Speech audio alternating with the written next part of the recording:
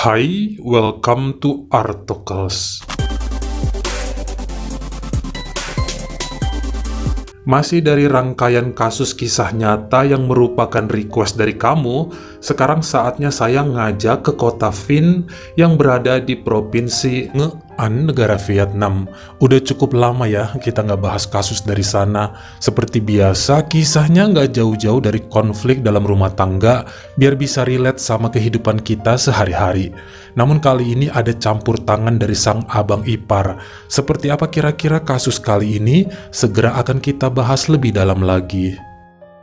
Sebelum dilanjutkan, dukung dulu ya channel ini dengan mencet tombol subscribe dan juga dinyalain notifikasinya, supaya lain kali kalau misalnya saya upload sesuatu yang seru, kamu jadi orang pertama yang tahu.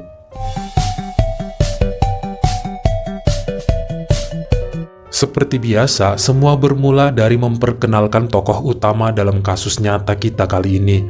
Seorang wanita yang lahir di Hai Phong, Vietnam pada tahun 1995 bernama Giang Tran dan merupakan anak bungsu dari dua bersaudara. Abangnya bernama Kai Hung Tran lebih tua 7 tahun dibanding dirinya. Perbedaan usia yang cukup jauh ini membuat sang abang sangat protektif kepada Giang semenjak kecil. Makanya wanita ini juga cukup manja dan sering mengadukan segala permasalahannya kepada Kai Hung yang selalu siap menjadi pembela dan pahlawannya.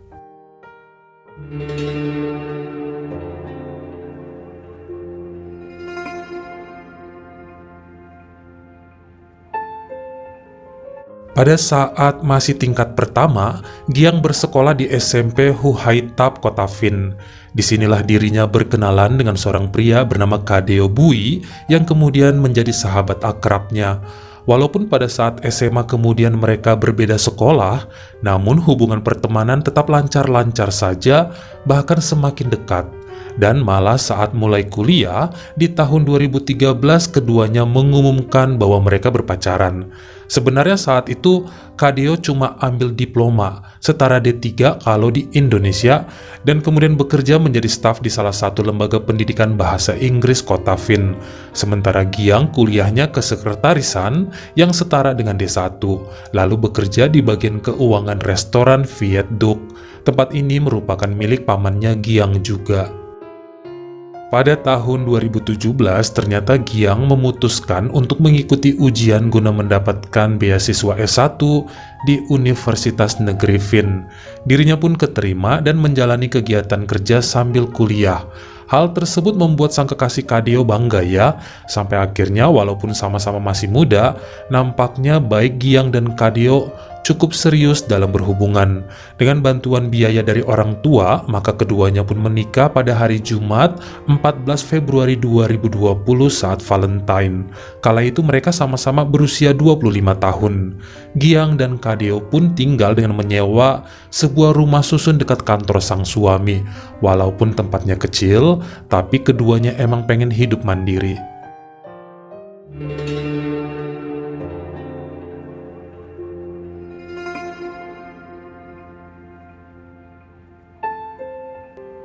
Hubungan Giang dan Kadeo cukup baik dengan keluarga mereka, sering komunikasi dan bahkan tiap minggu kumpul keluarga hanya sekedar buat makan bareng. Tidak terkecuali kepada sang abang ipar Kai Hung dan istrinya Nam Ha. Mereka sering memberikan wejangan dan nasihat bagaimana menjalani pernikahan yang baik dan tidak saling menonjolkan ego. Kelihatannya Kai Hung sangat menyukai adik iparnya Kadeo karena pria tersebut penurut dan gampang dibilangin. Dirinya juga rajin kerja dan cukup taat beribadah.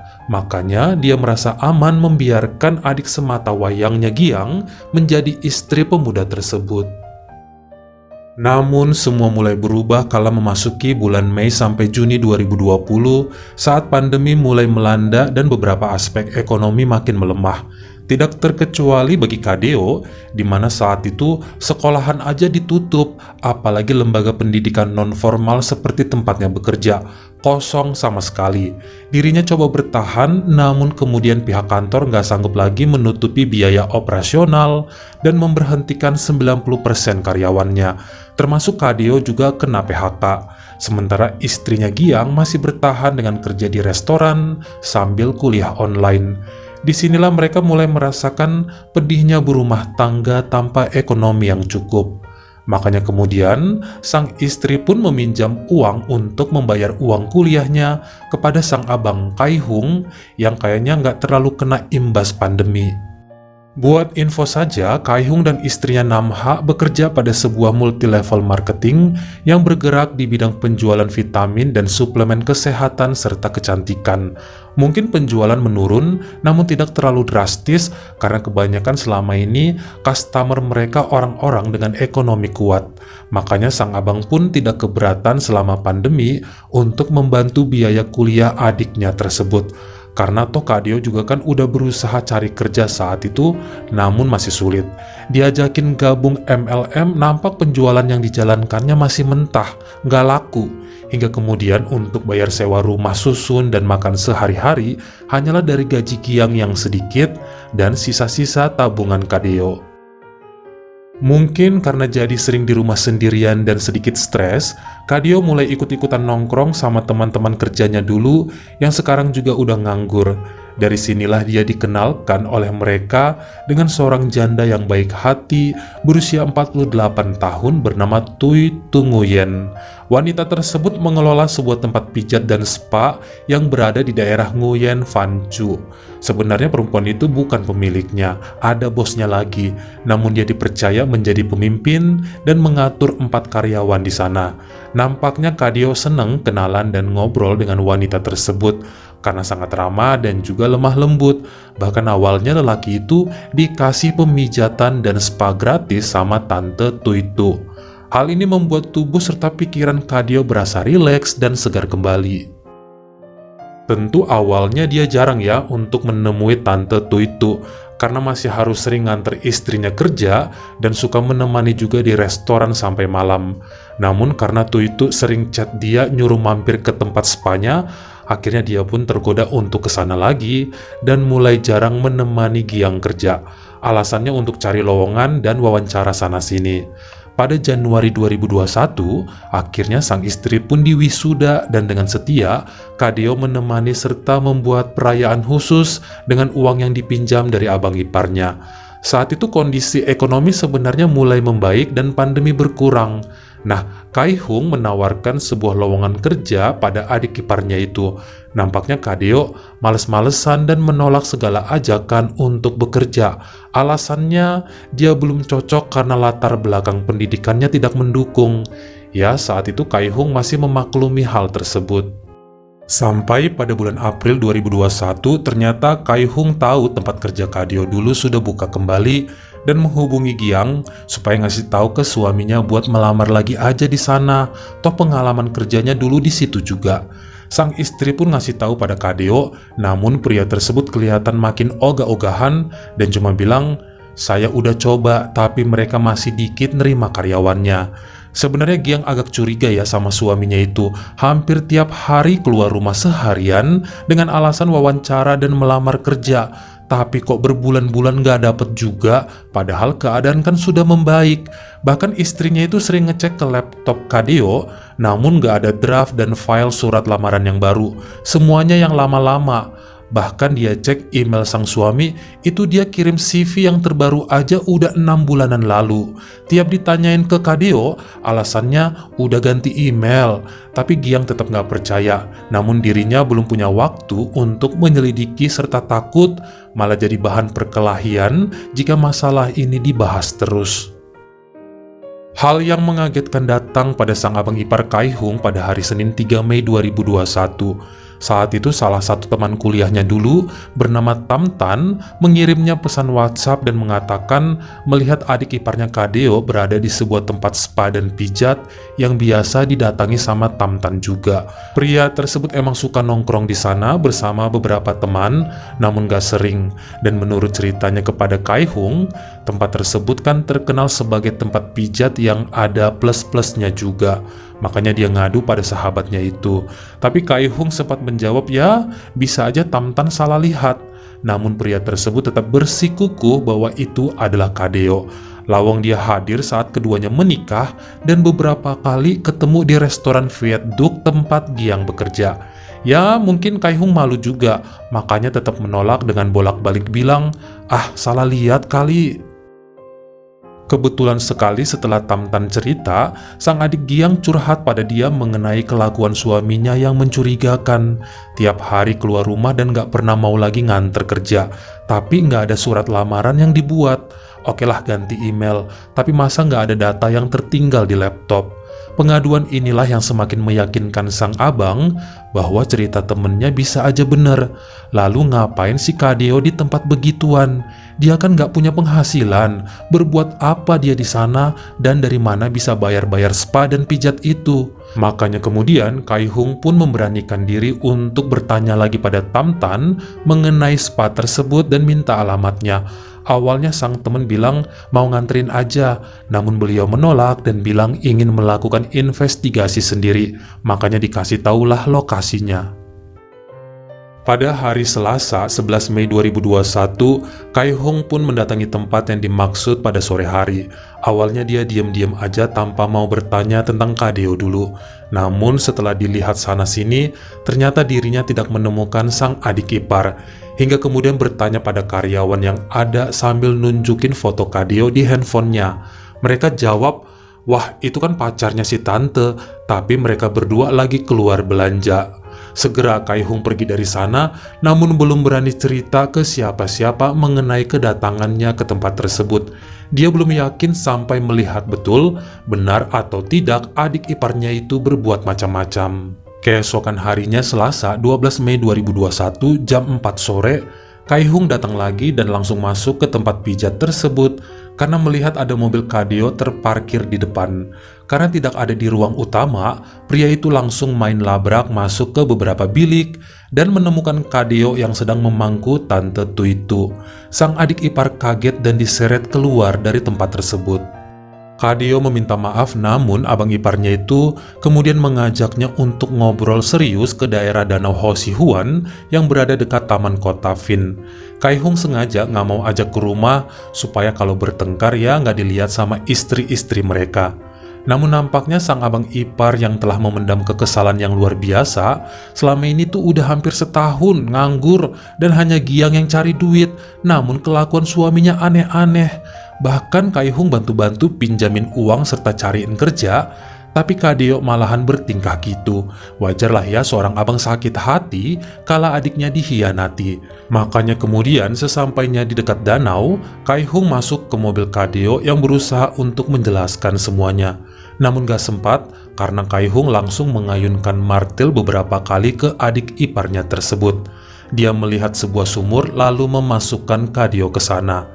Sepertinya pria itu cukup pasrah karena kemudian pergi begitu saja dan meninggalkan mobil adik iparnya di dekat danau.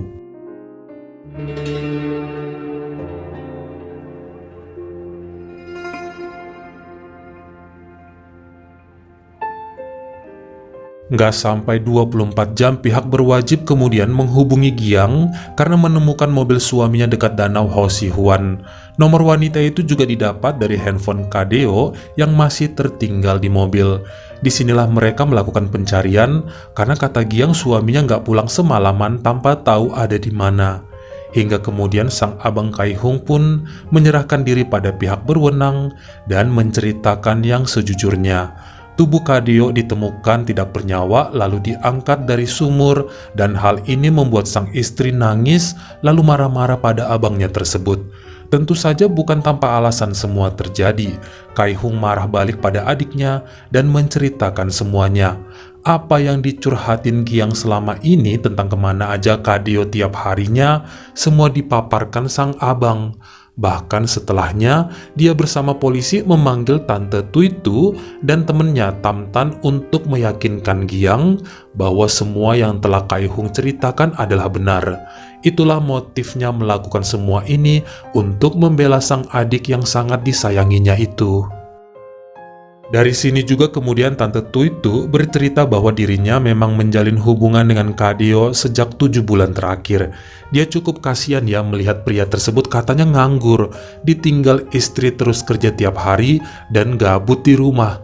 Makanya selama ini Tante Tu itu yang membantu keuangan Kadeo juga, karena istrinya pelit nggak mau membagi gaji saat suaminya nggak pegang uang sama sekali. Sebenarnya Giang membantah hal tersebut dengan mengatakan segala kebutuhan makanan selalu tersedia di rumah untuk siang dan malam. Bensin mobil juga dia rajin isi supaya sang suami bisa wawancara kerja ke sana-sini. Menurutnya itu cukup. Toh keuangan mereka sedang sulit. Kadeo juga nggak pernah minta uang. Makanya Giang ngerasa alasan yang dipaparkan Tante Tu itu cukup menyakitkan karena membuat dirinya terlihat sebagai istri yang kejam pada suami.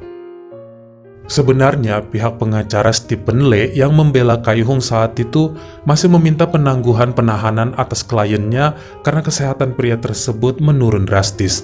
Selain mikirin anak istrinya, dia tuh kasihan melihat Giang yang juga kemudian tertekan karena saat itu banyak netizen yang menyalahkan dirinya atas apa yang diperbuat Kadeo bersama Tante Tu itu.